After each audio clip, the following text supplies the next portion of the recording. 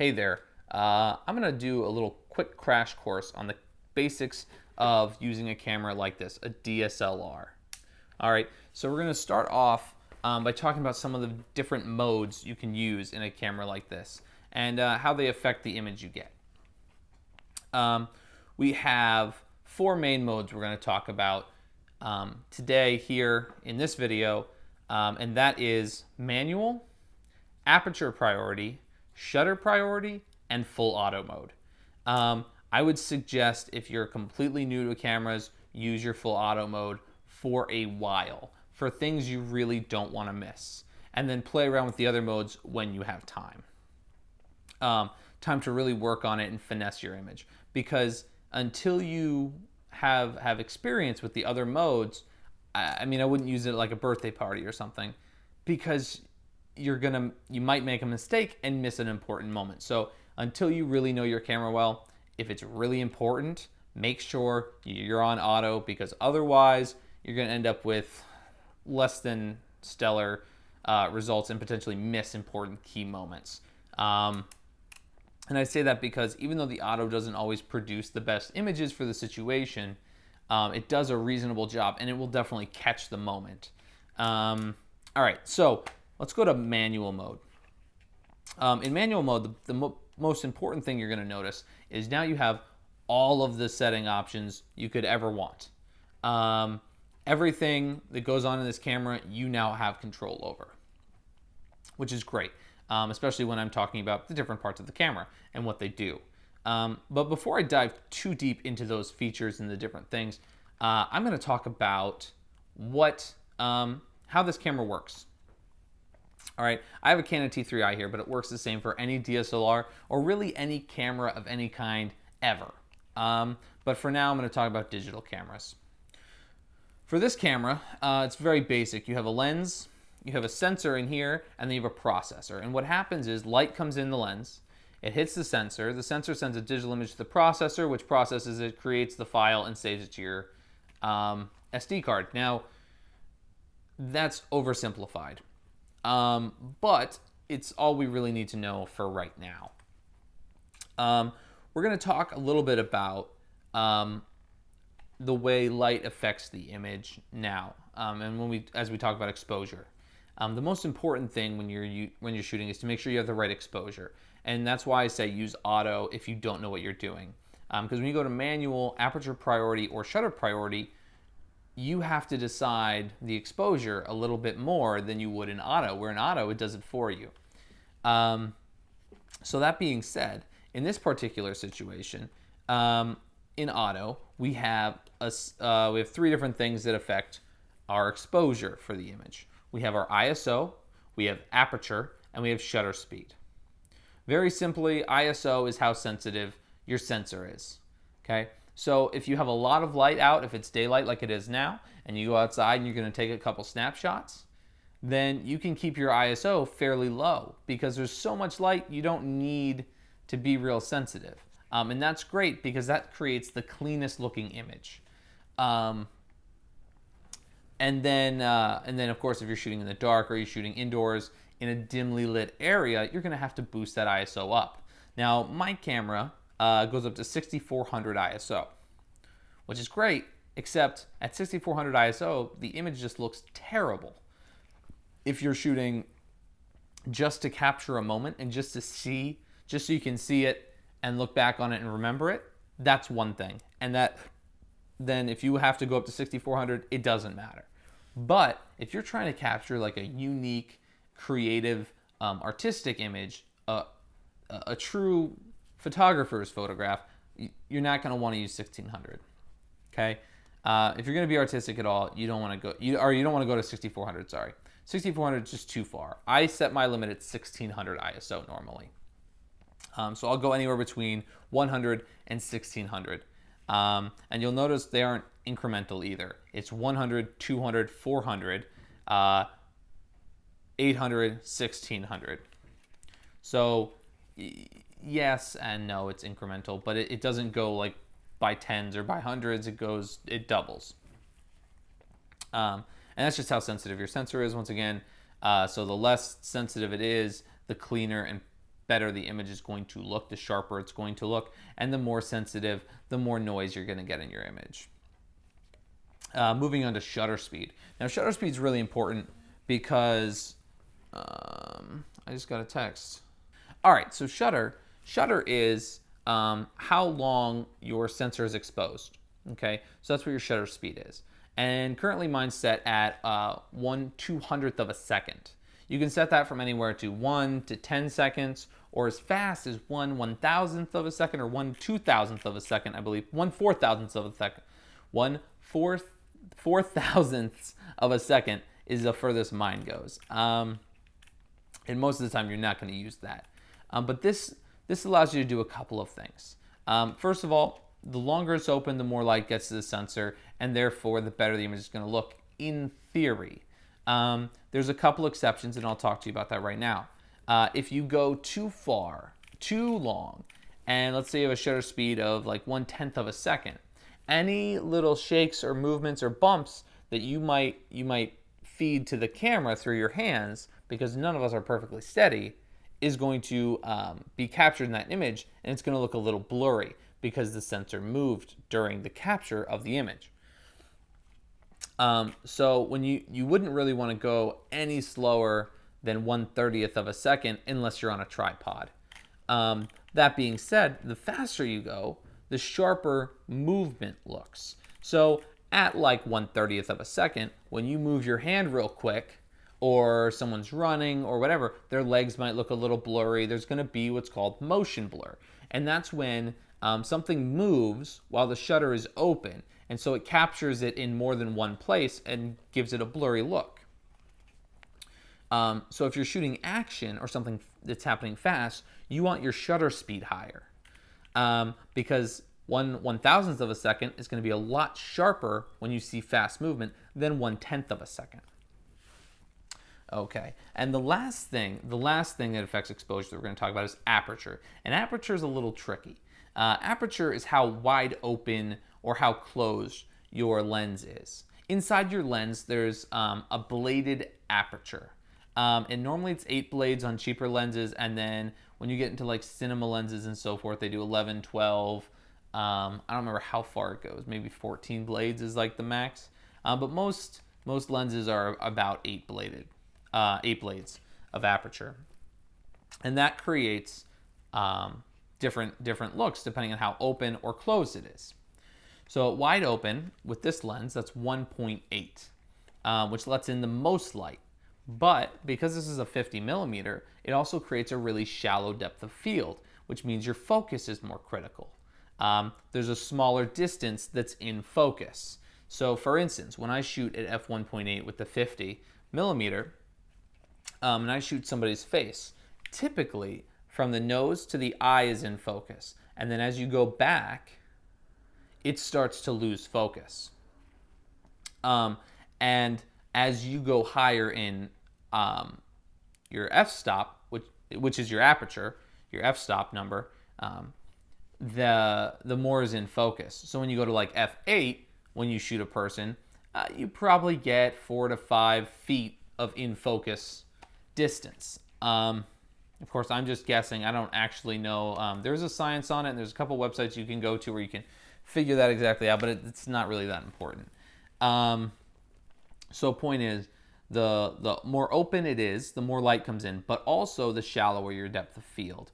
And the more closed it is, the deeper your depth of field, the more focus you have, and also the less light gets in. All right, now, so how does this factor into the other modes? We're talking about modes. Well, we have aperture priority. That's the next mode I'm going to talk about. It's the next mode on my dial. And aperture priority allows you to choose ISO and what aperture you want to be at. So you can always switch your ISO to auto, which I'm going to do for now, and just talk about aperture. So now with aperture priority, I can switch my aperture from f1.8 all the way to f22. And the camera adjusts what the shutter speed and the ISO should be based on that. Now, that's only because I have ISO on auto. Now, you can set your ISO, and then your camera just decides shutter speed for you. And that's totally fine. Now, this is good when you know how much you want in focus. If you're looking for depth of field, you want a shallow depth of field, You open it up to 1.8, you put everything else on auto, and you snap a picture. The camera does the work for you. Also, this allows you to be more artistic. That's about all there is to that. Now, shutter priority. It's the same thing as aperture priority, but for the shutter. So now your only option is the shutter speed. You can make the shutter speed as high as you want or as low as you want, and the camera will adjust to make your exposure about what it thinks it should be based on the image.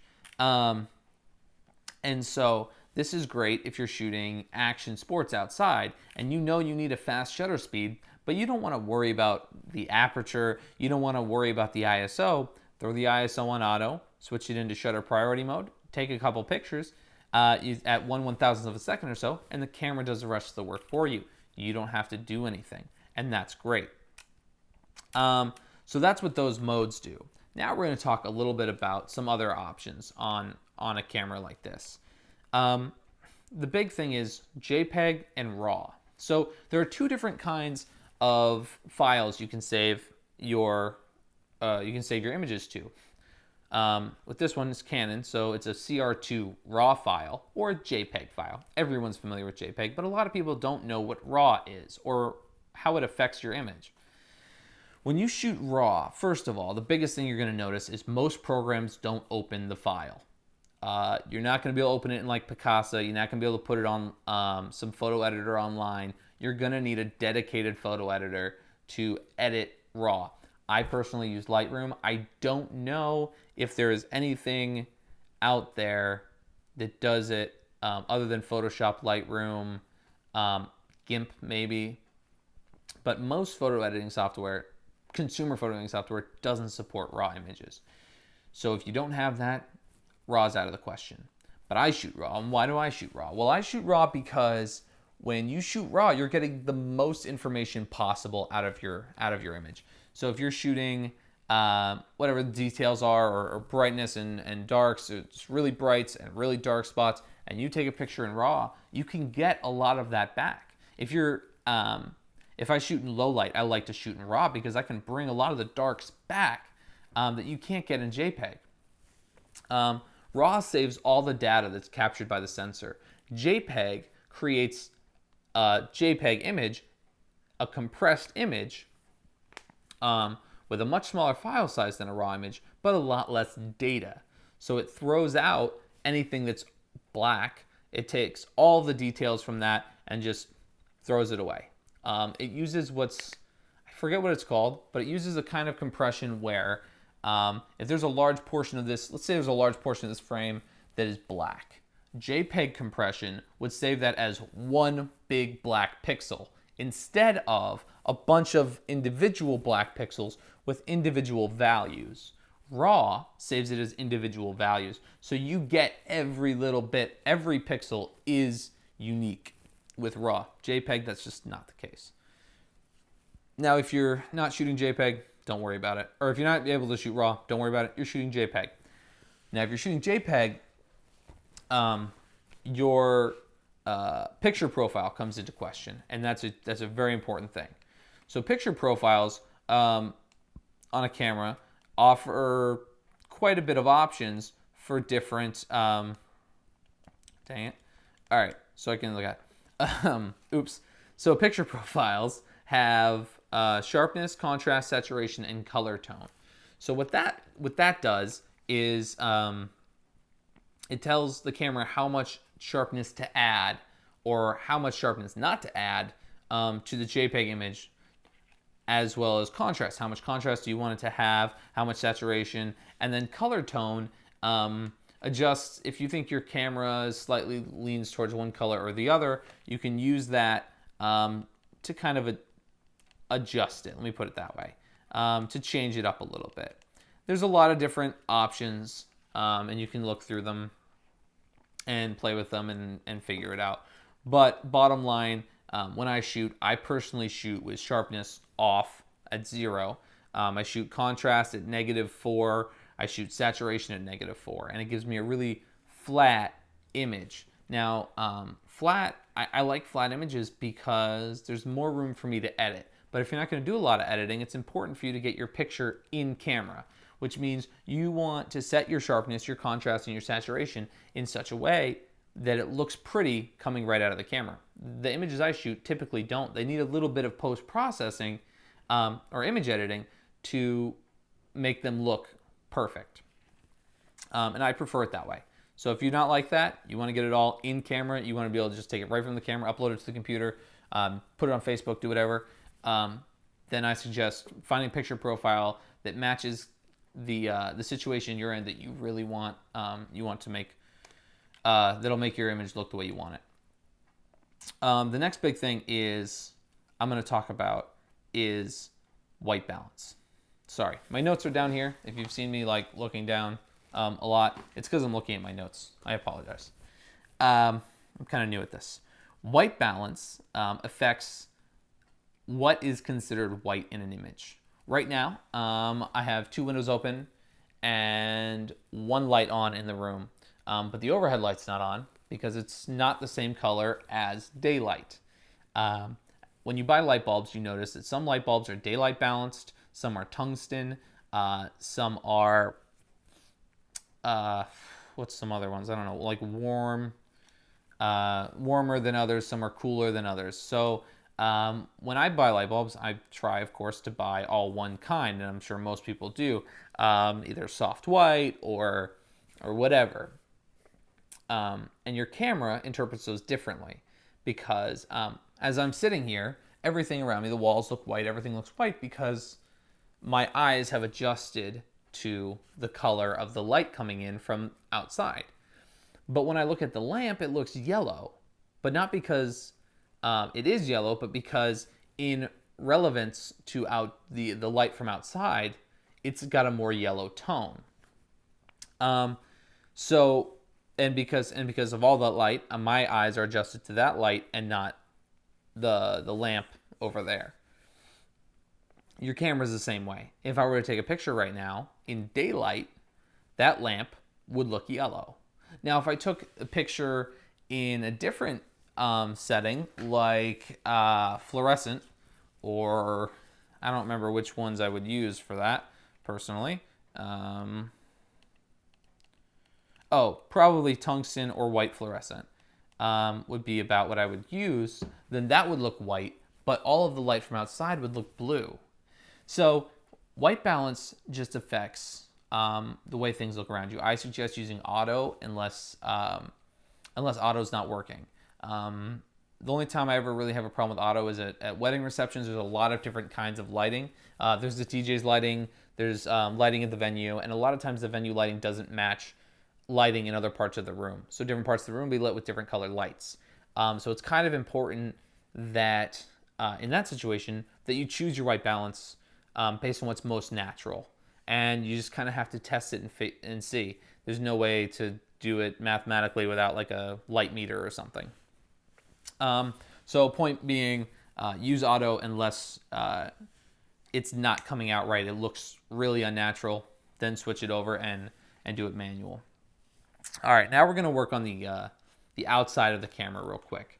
We're going to talk about 2 things: autofocus and flash. Autofocus is great when it works. There's a couple different ways in the camera you can set autofocus, but I'm not going to talk about all that right now. Right now I'm just going to talk about most lenses have a switch on them that says auto or manual. If you want to play with manual, I do suggest you try it, you play with it, you see how it works. But most of the time, autofocus is more than enough. Unless, once again, you're trying to shoot something. Same thing with white balance. If you're trying to shoot something and for some reason it just won't focus on what you want it to focus on, switch it into manual, focus, take the picture. Of course, there's ways in the camera to tell it where to focus. This one has 9 points, a 9-point autofocus system, I believe. You get into other cameras that have like 56 crazy numbers of autofocus points. But this camera only has 9, so you can decide which of those 9 it's supposed to try to focus on the left side of the screen, at the top, at the bottom, etc. But that's all in camera menus, and I'm not going to go over that right now. I'm just going to say use autofocus unless it's not working. Once again, like white balance, if it's not working for you, if it's not getting the image you want, switch it to manual, focus yourself, look through the viewfinder, take the picture. Okay, then flash, on-camera flash, bam, awful. On-camera flash is maybe makes the ugliest looking images ever, period. And I'm gonna show you some examples of that right now. As you can see in this example, the on-camera flash just totally whitens everything out. It just looks terrible. There's no shadows, there's no drama, there's nothing. There's just no character to it. It's just white. It almost looks like a prison picture or something, right? Now, back to me. What I do when I use my on-camera flash is I'll take a picture, but I'll bounce the flash. So I grab something white, like a notebook like this, and I just stick it between my flash, the base of my flash, and the top of my flash. So I separate it from the lens so it doesn't shoot straight. It's forced to bounce off this sheet that I'm putting in front of it.